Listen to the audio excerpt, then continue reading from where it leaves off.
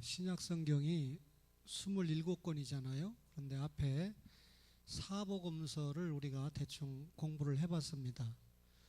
근데 이 사복음서하고 로마서부터 유다서까지 21권의 성경을 편지글이라고 해서 서신서라고 말하는데, 이 복음서와 서신서를 연결하는 중요한 다리의 역할을 하는 성경이 사도행전이라는 성경입니다.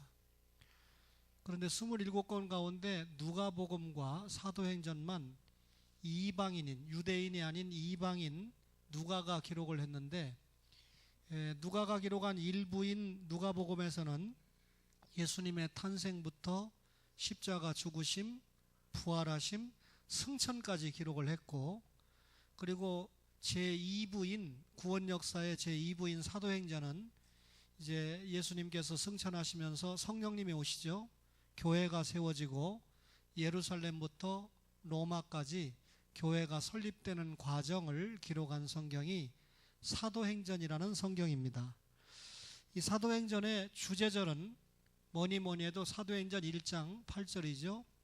오직 성령이 너희에게 임하시면 너희가 권능을 받고 예루살렘과 온 유대와 사마리아와 땅끝까지 이르러 내 증인이 되리라 라고 하는 말씀입니다. 이 말씀대로 사도행전 1장부터 7장까지는 예루살렘 교회를, 8장부터 12장까지는 유대와 사마리아 교회를, 13장부터 28장까지는 땅끝까지의 교회를 설명하고 확장의 기록을 남긴 것이 사도행전이라는 성경입니다. 근데 사도행전을 28장까지 잘 읽어보면 주 무대가 예루살렘과 안디옥이라는 걸 알 수가 있어요. 그래서 앞에 베드로는 주로 예루살렘을 중심으로 활동을 했고, 그리고 바울은 안디옥에서 파송을 받아서 활동을 하다가 안디옥 교회에 와서 보고를 하는 예루살렘과 안디옥이 주 무대가 되고, 또 왜 굳이 이 성경을 사도행전이라고 했을까요? 예수님의 수제자가 되는 베드로 사도가 1장부터 12장까지 주로 등장을 하고, 13장에서 안디옥 교회에서 파송을 받은 바울 사도가 28장의 로마 감옥까지 등장을 하기 때문에 베드로 사도, 바울 사도 합해서 사도행전이다, 그렇게 이름을 붙였습니다. 마태복음을 보면 예수님의 5편의 설교가 있는 것처럼 사도행전을 보면 12편의 설교가 있고 12편의 강론이 있습니다. 그러니까 설교와 강론은 약간 차이가 있잖아요.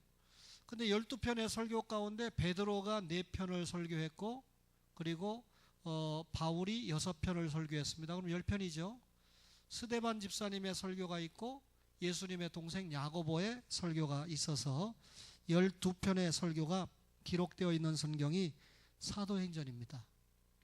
아까 서신이 21개의 서신이라고 그랬는데, 사도행전이 복음서와 서신서의 교량 역할을 한다 그랬는데, 무려 10개의 서신서 배경을 제공하는 것이 사도행전입니다. 예를 들면 로마 교회에 보낸 편지가, 바울이 보낸 편지가 로마서잖아요. 근데 로마 교회에 대해서 기록이 사도행전에 나온단 말이죠. 갈라디아 교회에 보낸 편지가 갈라디아서인데 갈라디아 교회가 어떻게 생성됐는지 사도행전에 나오게 됩니다. 그러니까 사도행전을 잘 이해하면 10개의 서신서 배경을 풍성하게 이해할 수 있다, 그 말이죠. 그런데 저는 사도행전이라는 말에 적극 동의하지만 이것이 사람의 입장에서 볼 때는 사도행전인데 하나님 편에서 볼 때는 성령행전이에요. 왜냐하면 이 사도행전을 읽어보면 성령이라고 하는 홀리 스피릿, 영어로, 또 헬라어 원어는 푸뉴마라고 하는 이 용어가 50번 이상이 나옵니다, 사도행전에.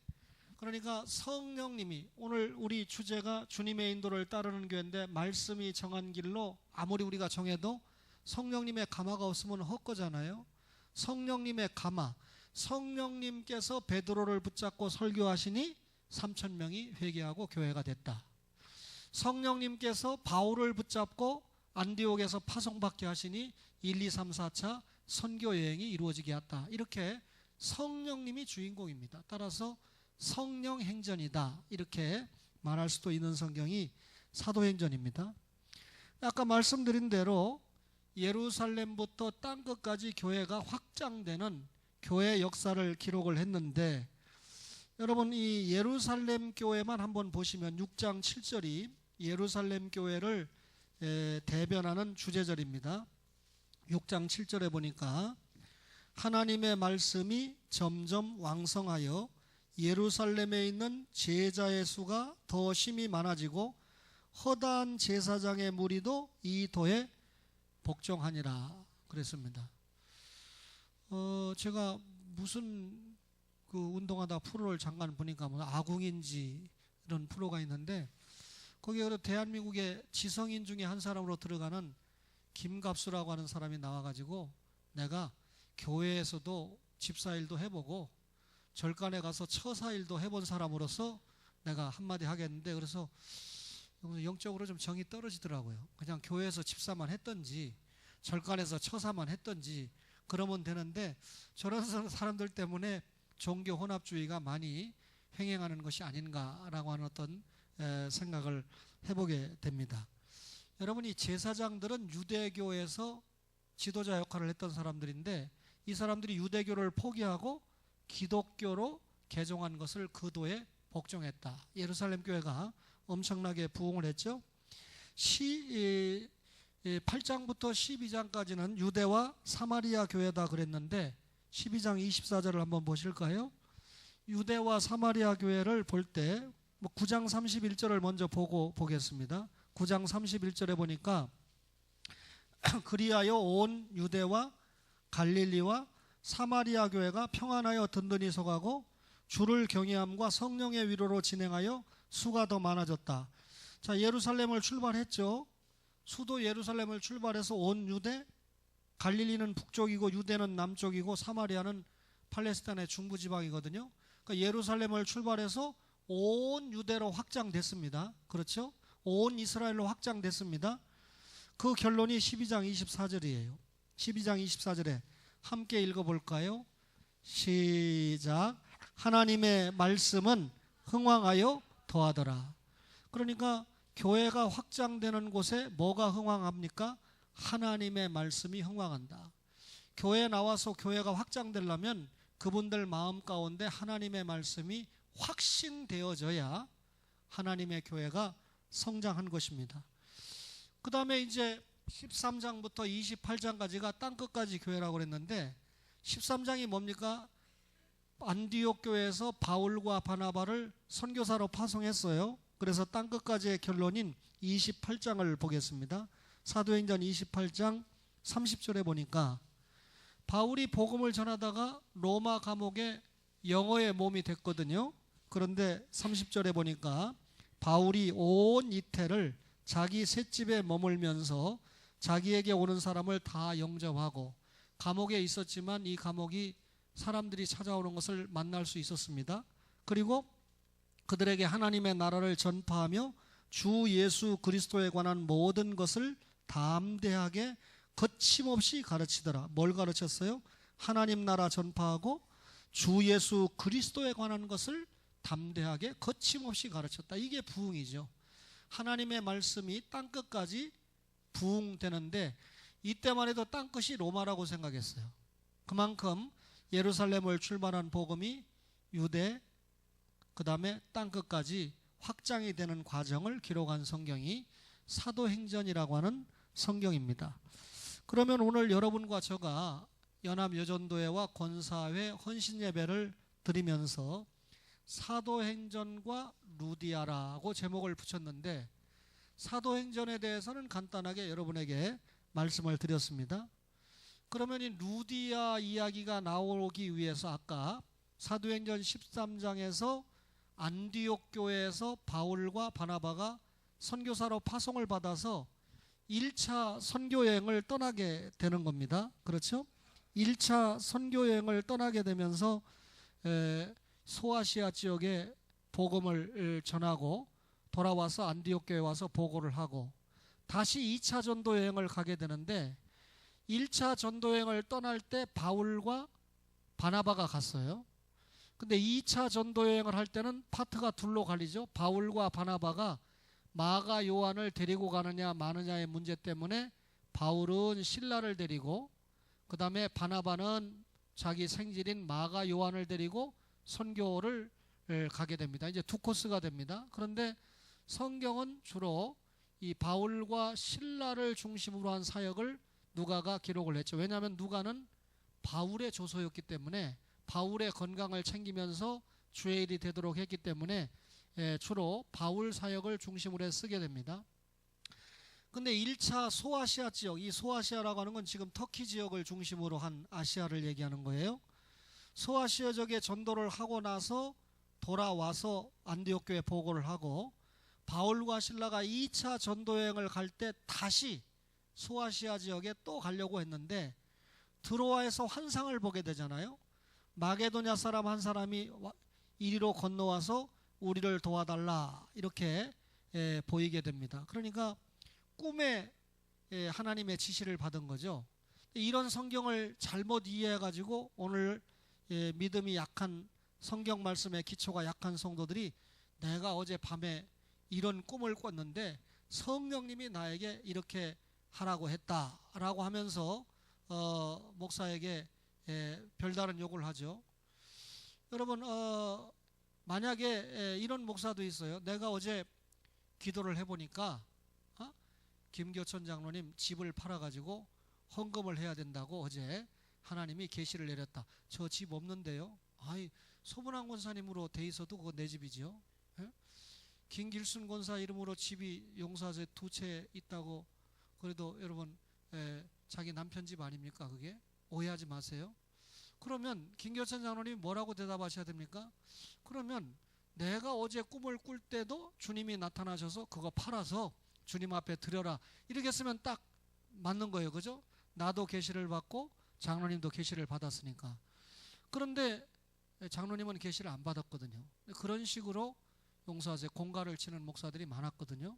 그런데 이때는 이 성경이 기록되기 전입니다. 성경이 기록되기 전에는 하나님께서 꿈이라는 방법을 통해서도 하나님의 뜻을 전하실 때가 있었어요. 근데 지금은 신구약 66권이 다 기록 계시로 완성됐기 때문에 꿈이라는 방법을 통해서 공통적인 하나님의 계시를 전달하지 않습니다. 그러나 개인적으로 너무 신앙생활을 잘못한다든지 개인적으로 하나님이 요구하는 경우가 있을 때 꿈속에서 하나님께서 어떤 사인을 주시는 경우까지는 제가 막지 않습니다. 만약에 그렇다면 그건 성령님의 역사를 막는 거니까. 근데 그런 역사의 체험이 있다고 그것이 마치 내가 그런 은혜를 받았으니까 너도 그런 은혜를 받아야 된다고 하는 것은 성경이 아닌 것을 가지고 억지를 쓰는 거나 마찬가지다라고 하는 것입니다. 또 하나는 그런 꿈을 계속 통해서나 다른 방법으로 주님의 뜻을 받는 사람은 아주 영적으로 서희입니다. 서희가 몇 살이죠? 할머니 서희가 몇 살이죠? 6살. 많이 컸네. 더 어린 거 하준이 몇 살이죠? 아빠 3살. 예, 하준이를 대할 때는 말이 안 당하거든요. 사탕 주고서 얘기를 해야 되지. 그러니까 전혀 이 진리에 대해서 너무 약하니까 하나님께서 야 너는 말씀 가지고 통하지 않으니까 꿈이나 가지고 대화를 해보자. 그런 경우니까 그런 경우로 주님을 만나는 성도는 내가 너무 믿음이 약하니까 하나님이 나를 완전히 3살짜리로 취급하고 계시다. 그렇게 생각하면 정답입니다. 여러분들이 목사를 믿지요? 그죠? 예, 다른 권사님들은 그렇게 기도 안 하는데 우리 앞으로 김문자 권사님 기도 좀 많이 시키세요. 우리 목사님의 귀한 말씀을 어디 가서 듣겠습니까? 내가 이 말에 용기를 가지고 지금 여러분들에게 주사를 놓는 거예요. 저는 여러분들이 감동을 주면 다 안 잊어버리는데 하여튼 국회에 나오면 다 모른대. 저는 다 기억나는데. 그래서 이 꿈에 환상의 지시를 받고 바울이 유럽을 가지 않고 어디로 방향을 틉니까? 마게도냐. 지금으로 말하면 유럽으로 방향을 틀게 됩니다. 그래서 그 마게도냐 지경 첫 성인, 유럽의 첫 성인 빌립보라고 하는 도시에 가게 되는데 여러분, 이 일반 역사가인 아놀드 토인비가 바울을 싣고 가는 배는 유럽을 싣고 가는 배다, 이렇게 기록을 남겨놨어요. 이게 무슨 말이냐면 바울이 그때 환상을 받아서 아시아로 가지 않고 유럽으로 갔기 때문에 유럽이 복음의 선진국이 됐다는 겁니다. 뿐만 아니라 바울이 유럽으로 갔기 때문에 아시아를 능가하는 문명을 이룩한 곳이 유럽이 되었다, 인정할 수밖에 없잖아요, 우리가. 그죠? 그러니까 이때 마게도냐 환상을 통해서 바울이 유럽에 가서 첫 성도인 루디아를 만나고 첫 교회인 빌립보 교회를 세웠다는 것은 유럽의 역사를 바꿔놓는 결정타가 되었다, 그 말이죠. 그런데 오늘 우리 김효경 권사님이 지난번 헌신 예배할 때 성경을 읽을 때는 안경을 안 썼거든요. 근데 오늘 성경을 읽을 때는 이 안경을 썼는데 이렇게 쓰면서 읽는 거 보니까 이제 자기 어머니나 딸이나 세월이 같다는 얘기죠. 그죠? 그 읽은 그 구절 가운데 보니까 13절에 이런 말씀이 있어요. 안식일에 우리가 기도할 곳이 있을까 하여 문 밖 강가에 나가 거기 앉아서 모인 여자들에게 말하는데, 그랬습니다. 빌립보에는 유대인들이 모이는 회당이 없었어요. 유대인들이 이때는 로마 식민지 때니까 유대인들이 곳곳에 모이는 곳에는 회당이 있었거든요, 유대인들의 이 종교 성향상. 근데 빌립보에는 회당이 없었어요. 유대인의 숫자가 그렇게 많지 않았는지. 그러니까 회당이 없으니까 바울이 기도처가 있을까 해서 찾으러 가는 중에 문밖 강가에 여인들이 모여 있는 것을 목격을 하게 됩니다. 아마 제가 생각할 때는 이 여인들도 기도하기 위해서 문밖 강가를 선택을 했다, 이렇게 생각이 되는데, 이 여인들을 만나서 바울이 하나님의 말씀을 전하게 되는 것입니다. 바울은 가는 곳마다 사람을 만나면 복음을 전했어요. 그래서 세계적인 전도자, 세계적인 선교사라고 말하지 않아요? 또 바울이 말씀을 전할 때는 성령님께서 역사를 해서 반드시 아름다운 열매를 얻게 했는데, 많은 여인들 가운데 루디아라고 하는 여자가 바울이 전한 복음을 듣고 주님을 영접을 했습니다. 말하자면 루디아가 성령님을 통해서 부르심을 받았다, 그 말이죠. 그래서 루디아는 유럽의 최초의 성도, 유럽 최초의 성도가 남자가 아니고 여성입니다. 그리고 루디아가 있었던 빌립보 지역이니까 빌립보 교회가 유럽 최초의 교회로 기록이 되는 것입니다. 여러분, 하나님의 복음을 통해서 신앙을 고백하고 신자가 되었다, 그러면 여기서 우리가 고민을 잠깐 해봐야 돼요. 바울이 문밖 강가에 있는 여러 여인들에게 복음을 전했는데 그 가운데 신앙을 고백하고 주님을 영접한 사람은 누구밖에 없었습니까? 루디아밖에 없었다, 그 말이죠. 다 같이 바울의 복음 전도를 받았습니다. 바울이 그 많은 여인들 가운데 루디아에게만 찍어놓고 복음을 전한 게 아닙니다. 이 시간에 연합여전도회와 권사의 헌신 예배를 드리면서 권사님들과 여전도회 회원들이 똑같이 똑같은 시간에 똑같은 분량의 똑같은 목사를 통해서 설교를 듣고 있는데 그 가슴 속에 받아들이는 농도는 확실하게 개인마다 다를 수밖에 없죠. 그런데 여러분들은 다 주님을 영접하는 분들이지만 지금 여기에서는 예수님을 영접하지 않은 상황 속에 있는 여인 가운데 루디아에게만 전도의 효력이 있었고 루디아만 복음을 영접했고 다른 여자들에게는 전혀 효력이 나타나지 않았습니다. 여러분, 우리가 복음을 전할 때 다 우리가 전하는 복음을 받고 예수를 영접하는 거 아닙니다. 어떤 사람은 영접을 하지만 어떤 사람은 거부를 하기도 합니다. 그러나 여러분, 영접을 하든지 거부를 하든지 관계없이 우리는 복음을 전해야 된다는 거죠.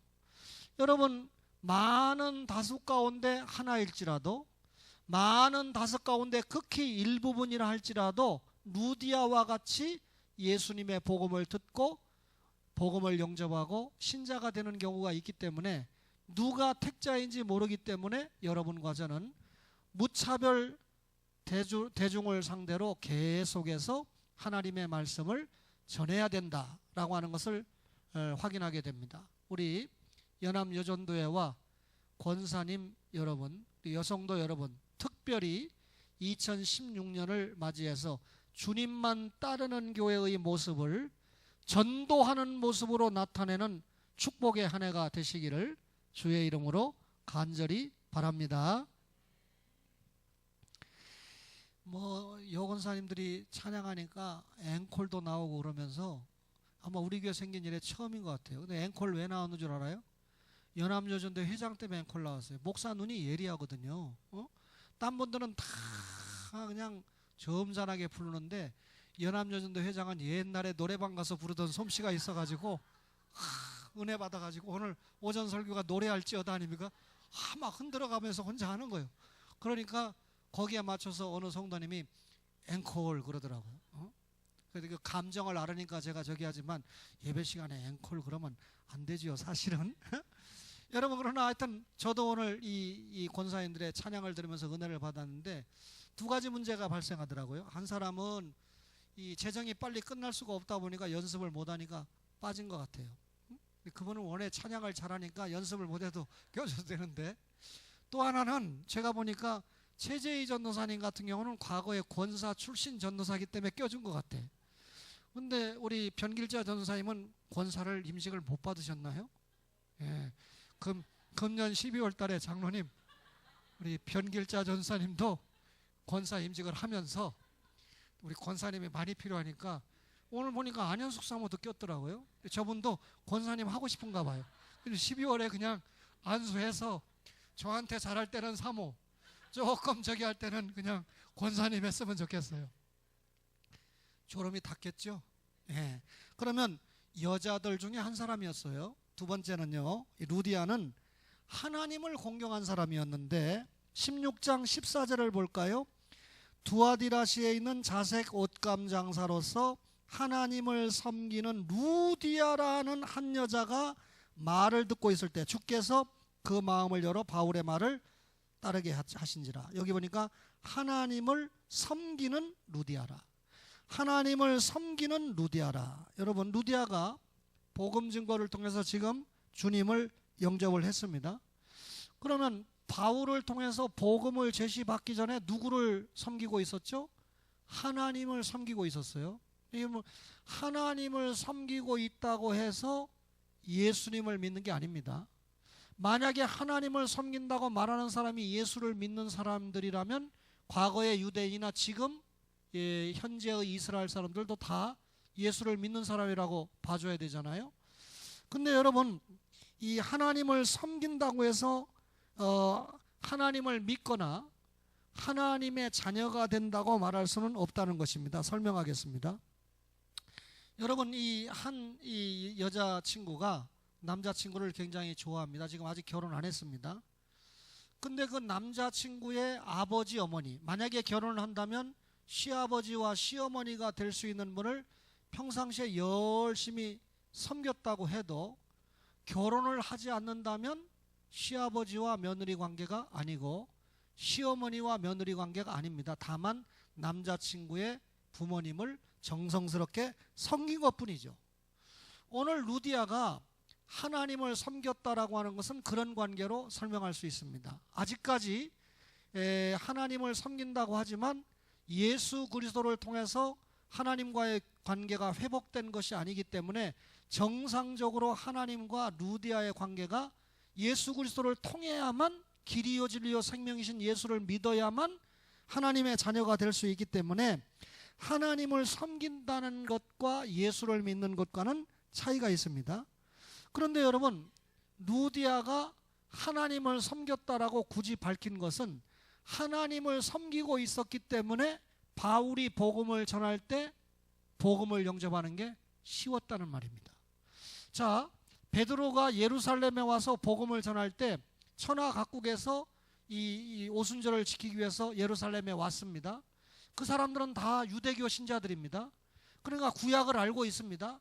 구약만 알고 있고 예수님을 십자가에 못 박은 것을 알지 못하는 이들에게 너희들이 예수님을 십자가에 못 박았다, 그 죄를 회개하고 예수를 믿으라, 누구든지 주의 이름을 부르는 자는 구원을 얻으리라고 베드로가 설교했을 때 이들이 하나님을 섬기고 있는 유대교 신자들이었기 때문에 복음을 영접하는데 훨씬 더 수월하고 용이했다, 그 말이죠.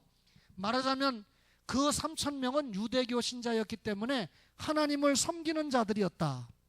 오늘 루디아도 하나님을 섬기는 자였기 때문에 구약 성경을 알고 있었습니다. 예수님이 오신다는 걸 알고 있었습니다. 다만 지난번에 죽은 예수님, 그분이 십자가에서 나를 구원하시고 사흘 만에 부활했다는 것을 몰랐기 때문에 그 부활하신 주님을 만난 바울 사도가 문밖강가의 여러 여자 가운데 하나님의 말씀을 전했을 때, 십자가와 부활의 복음을 전했을 때 하나님을 섬겼던 루디아가 예수님을 영접하는데 쉬웠다는 말이죠. 여러분, 우리가 수백 번을 복음을 전해도 안 되는 사람이 있습니다. 그런데 예를 들면 한 사람이 교회에 나왔습니다. 오늘 예컨대 예를 들면 이 홍승아 성도가 교회를 나왔습니다. 257번째 만에 교회에 왔다고 칩시다. 256번을 이미 복음을 들은 겁니다. 그때는 반응이 없었어요. 근데 257번째는 반응이 나타나서 내가 예수 믿어야 되겠다, 교회 가야 되겠다 하고 나올 수 있다는 말입니다. 그러니까 그분이 교회 나오고 신앙을 고백할 때까지 복음을 몇 번 들려줘야 역사가 일어날지 우리는 모르기 때문에 그분이 반응을 보일 때까지 계속해서 상대방의 영혼이 살아있는 한 주님의 복음을 전해야 된다라고 하는 걸 깨닫게 되죠.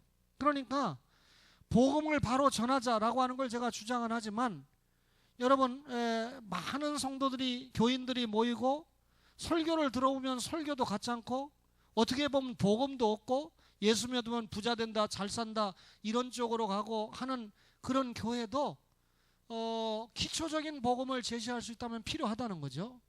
그러나 그런 재단에서 기초적인 복음을 제시받은 성도는 반드시 용서하세요. 김문자 권사님 말, 이런 설교를 어디서 듣겠습니까? 라는 대로 이런 설교를 들으면서 고도로 영이 성장해서 주님의 일을 감당하는 그런 성도가 돼야 된다는 거죠. 반주하는 집사님이 초원교회 와서 비로소 신자가 되고 성도가 된 것 같습니다, 이런 표현을 제 증거로, 내가 휴대폰 그걸 못 바꾸고 있어요. 이 증거가 없어질까봐 남겨놨는데, 그 말이 무슨 말일까요, 여러분? 옛날에 고려 찬양의 밤에 반주도 했으면 벌써 20년, 25년 전인데 예수 믿은 지 3, 40년이 됐는데 이 말은 우리 교회 와서 그만큼 주님의 일을 감당하는 행복이 기쁘고 즐겁다, 그런 의미 아니겠어요? 그러니까 여러분, 기초적인 복음을 가진 성도들이 지옥 간다고는 말 못합니다. 그러나 기초적인 복음을 가진 성도들이 주님의 일을 힘있게 감당한다고도 말 못합니다. 그러니까 여러분들이 똑같이 예수 믿고 천국 갈 바에야 여러분, 목사가 여러분들을 다 알고 함께 기도하면서 함께 신앙생활하면서 말씀의 깊이에 들어가서 사명을 감당할 때 정말 행복한 신앙생활이 될 수 있는 거죠. 추성훈의 지가 딴 사람 같으면 지가라고 하겠어요? 시험 들지? 그래도 3살 때부터 와가지고 코 올리면서부터 여기까지 왔으니까 내가 훤히 알으니까, 지가 딴 데 가봐야 노래방밖에 더 가. 노래방 가서 노래 천국을 불러봐야 무슨 상급이 있어요? 근데 여기서 그래도 이 찬양을 인도하고 방송실 사역을 하고 하는 게 다 상급하고 관계가 되는 거죠. 효도가 별게 있어요? 자기 어머니가 믿음이 있으니까, 시어머니가 믿음이 있으니까 그 며느리도 열심히 신앙생활해서 하나님 앞에, 그죠? 집사가 되고 권사가 되고, 그죠? 예, 추성훈이 신학교 갈 마음이 없으니까 사모가 될 확률은 많이 떨어지는 것 같고, 여러분, 하나님을 섬기는 사람이었다. 마지막으로요, 주님이 마음을 열어준 사람입니다. 아까 읽었습니다만 14절 마지막에 주께서 그 마음을 열어 바울의 말을 따르게 하신지라 그랬습니다. 그러니까 루디아가 주님의 사람이 된 결정적인 요인이 뭡니까? 누가 마음을 열었습니까? 주님, 성령님이 마음을 열었어요. 루디아의 영혼은 죽은 상태에 있었죠. 예수님을 믿어야 구원이죠. 하나님을 섬기는 거 가지고는 안 된다고 그랬습니다. 예수 믿을 형편에는 많이 가까워 왔지만, 근데 결정적일 때 여러분, 바울이 설교를 했어요. 주님의 십자가와 부활을 전했어요. 그때 성령의 감화, 성령님께서 그 마음을 열었습니다. 뭐 많은 여인들 가운데 루디아라고 하는 여자가 순진하기 때문에 복음을 영접했다. 여러분, 오늘 사회를 본 김명자 권사님이 순진한가 안 순진한가는 내가 여러분들에게 굳이 묻지 않겠습니다. 그러나 이분이 순진하기 때문에 복음을 영접했다, 이렇게 성경을 보면 안 된다는 거예요. 김명자 회장님의 마음을 누가 열었다? 주님이 마음을 열었다. 언제? 전도자가 주의 말씀을 전할 때 주님께서 마음을 열었다. 이 여인은 여러분 옷감을 파는 자주장사였습니다. 두아디라 성의 자색 옷감 장사였습니다. 여러분, 장사하다 보니까 자기 이득을 위해서 살았겠죠. 그런데 결정적으로 주께서 그 마음을 열어 바울의 말을 청종하겠다. 여러분, 바울이 소위 오늘날 목사가 돼가지고 내가 이 무슨 당에 윤리위원장 하다가 내가 무슨 당에 비대위원장 됐습니다. 이걸 하는데 그분이 뭐 그 상명이 있으니까 하겠지만, 여러분, 그런 말만 해가지고는, 목사의 입에서 그런 말이 나와가지고는 복음으로 드릴 수가 없는 거잖아요. 근데 바울이 무슨 말 했습니까? 바울의 설교 아까 6편이 있다고 그랬는데, 바울의 설교를 보면 언제나 십자가 부활입니다. 언제나 회개와 칭입니다. 그렇죠? 동일하게 루디아에게 십자가의 복음을 전하고 부활의 복음을 전했는데, 주님께서 그 마음을 열으니까 루디아가 누구의 말을 따랐다? 바울의 말을 뭐라 했습니까? 따르게 하신지라. 여러분, 용서하세요. 여러분들이 제 말을 따른다고 그럴 때 제가 여러분에게 무슨 사업합시다, 호박죽 장사합시다, 뭐 합시다 할 때 여러분들이 따라오는 게 아니잖아요. 아침으로 저녁으로 수요일에도 새벽에도 주님의 말씀을 전할 때 여러분들이 제 말을 따라온다라고 표현할 수 있죠. 그때 제 말이 뭡니까? 설교입니다. 설교가 뭡니까? 주님의 말씀입니다. 주님의 말씀을, 기록된 말씀을 전하는 말씀으로 여러분에게 전해줄 때 따라오는 거예요. 그리고 믿음이 성장하고 사명을 감당하는 겁니다. 그러니 저는 이걸 알기 때문에 이 시간마다 하나님의 말씀을 전하는 게 얼마나 중요한 것인가를 깨닫게 됩니다. 여러분, 오늘 주님을 따랐는데, 마음을 열어서 주님을 따랐는데 15절에 어떤 일이 생깁니까? 그와 그 집이 다 세례를 받고 우리에게 청하여 이르되, 그러니까 바울과 누가를 청해서 만일 나를 주 믿는 자로 알거든 내 집에 들어와 유하라. 그러니까 자기와 자기 집 식구들을 다 모아놓고 바울을 통해서 계속해서 하나님의 말씀을 듣게 하고, 바울에게는 지금 전도자니까 우리 집에서 내가 침실을, 내가 바울이 머물 수 있는 공간을, 연구할 수 있는 공간을 허락하겠다라고 초청을 하는 것입니다. 분명한 것은 루디아가 주님을 영접했죠. 유럽의 첫 교회 성도가 됐죠. 분명한 것은 자신과 자신의 가족들에게도 전도를 했죠. 이런 전도자다 보니까 아까 많은 여인들 가운데 루디아가 먼저 예수를 믿었는데, 그 문밖 강가에 있는 여인들에게 루디아가 복음을 전했을 것이다 라고 하는 주석은 무리한 주석이 아니라고 생각을 합니다. 여러분, 오늘 이 루디아라고 하는 성도는 장사를 하면서 자기 자신만을 위해서 살았던 사람인데, 자기 자신이 부자가 되기 위해서 돈을 벌었던 루디아인데, 이제는 복음을 영접하고 복음을 전하는 일에 자기의 사업을, 그래서 바울과 함께 업이 같은데 함께 복음을 전하는데 자기 자신을 사용하는 그런 여인이 됐어요. 단순하게 구원받은 정도의 여인이 아니라 주님의 복음을 바울과 함께 전하는 그런 전도자의 반열에 들어왔습니다. 오늘 헌신 예배인데, 이 담임 목사가 초원교회를 이끌고 가면서 주님의 명령에 따라서 우리 교회가 하나님이 원하시고 기뻐하시는 교회, 주님을 따라가는 성도들의 교회를 만들려고 하면 여러 가지 요인이 있겠지만 목사가 여인들을 잘 만나야 됩니다. 그 중에 첫 번째 여인이 누굴까요? 사모라고 하는 여인이죠. 그렇죠? 근데 이 제 아내가 요즘 자기 자신에게 섭섭하게 한 거, 제가 잘못한 거, 이런 거는 가끔 지적을 해요. 저에게. 저로 하여금 꼼짝 못하게 하죠. 아들은 일본으로 유학 신혼여행 갔다 왔는데 우리는 내장산까지밖에 못 갔어. 근데 내장산은 약간 왜 갔냐면 저희 맏형이 그때 총지배원이었기 때문에 호텔비도 안 내고 먹는 것도 안 내고 다 공짜였기 때문에 돈 안 들이려고 거기 간 거죠. 그러다가 뭐라고 하려고 올라오면서 온양 현충사 한번 들려서 온 게 신혼여행의 전부인데 그게 좀 한이 되는가 봐요. 예컨대 예를 들면 그래 잘못한 건 지적을 합니다. 그런데 교회만을 위해서나 설교 준비를 하거나 주님의 일을 하거나 기도를 하거나 이런 거는 전혀 불만을 안 합니다. 무슨 뜻인지 그 정도만 설명을 할게요. 그죠? 더 얘기하면 설교 잘해놓고 팔불출되니까. 그죠? 예. 그런데 두 번째 잘 만나야 되는 게 누굽니까? 여전도사님이에요. 여전도사님. 그죠? 근데 우리 장로님들이 여전도사님 두 분을 목사를 협력하도록 모셔놓고는 정작 설교를 감당해야 될 강도사 이상의 부교육자는 초청하려고 꿈도 안 꿔요. 지금. 그 말은 반대로 말하면 무슨 말이냐면 두 분의 여전도사님이 잘 하고 계시다라고 하는 걸 반증하고 있는 거죠. 근데 이것도 장로님들도 그렇게 인정하는데 소위 초자가 붙은 초신자들도 저를 만나기만 하면 여전도사님들이 대단하다는 거예요. 그래서 내가 목사가 좀 대단하다고 하면 안 되나?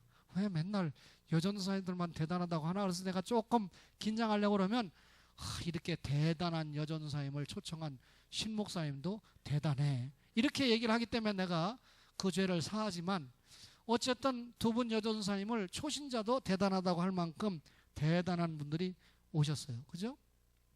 그러면 이제 누굽니까? 이 세 번째로 잘 만나야 되는 게 권사와 여집사님 아니겠습니까? 그죠? 특별히 여러분 이 권사님들 오늘 보니까 이렇게 찬양을 하시는 모습을 보니까 소망이 아주 보여요. 내일 이 권사님들과 연합여전도에 참석이 가능한 분들과 함께 비록 1박 2일이지만 특별한 시간을 좀 갖게 되는데 이런 시간이 뭐 약간 심신을 단련하는 시간도 되지만 목사가 1년 동안 이 목회를 위해서 무엇을 원하는지 또 금년에는 이제 작년보다는 훨씬 더 여건과 환경이 좋아지고 있는 것을 주님께서 우리에게 보여주고 있지 않습니까?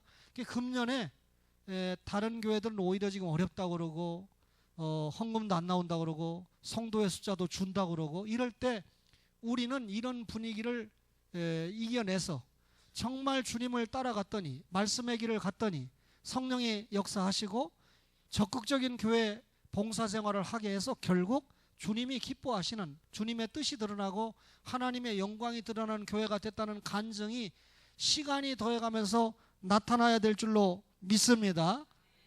그래서 아까 말한 대로 필요하면 변길자 전사님도 권사로 세우고 안현숙 사모도 권사로 세워서 이 권사님 팀을 좀 강화해야 되겠다. 그런데 사실 오늘 장로님들과 당회를 하면서 결정을 확실하게 본 것 가운데 하나가 금년 중에 우리 권사님 세 분을 세운다. 그렇게 결정을 했습니다. 이제 공동회도 남아 있고 그 기간 중에 이제 두 분 전도사님과 저를 통해서 집중적으로 우리 권사님이 되기 위해서 공부도 하고 훈련을 받겠지만 어쨌든 금년에 우리 교회가 여러 가지로 변화와 성숙의 모습이 나타나야 됩니다. 오늘 헌신 예배, 그냥 형식적인 예배가 아니라 사도행전 속에 나타난 루디아를 통해서 루디아가 나를 주 믿는 자로 알거든 신앙 고백을 하고 전도자로서 사명을 감당했던 모습을 보인 것처럼 오늘 말씀을 받은 연합여전도회와 권사님들이 담임 목사와 장로님들과 함께 초원교회를 2017년에는 정말 주님을 잘 따라가는 모습을 권사님들이 먼저 보이고 집사님들이 먼저 보이고 임원하면 정말 성도들을 사랑하는 그런 모습을 보이므로 2017년에 우리 초원교회가 하나님의 인정을 더더욱 많이 받는 복된 교회가 되기를 주의 이름으로 축원합니다.